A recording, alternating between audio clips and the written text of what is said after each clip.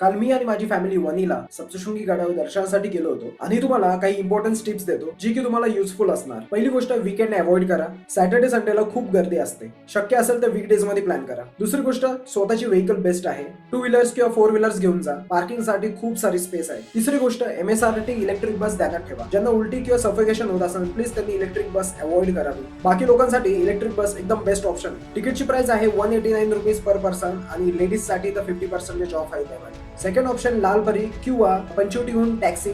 साधारण प्राइस आहे 200 रुपये पर पर्सन. चौथी गोष्ट, गडावर जाण्यासाठी 2 मार्ग आहे, स्टेप्स आणि सेकंड आहे रोपवे. रोपवेची प्राइस आहे 120 rupees per person for adult आणि 60 rupees for the children from age 3 to 12. पाचवी गोष्ट, शॉपिंग.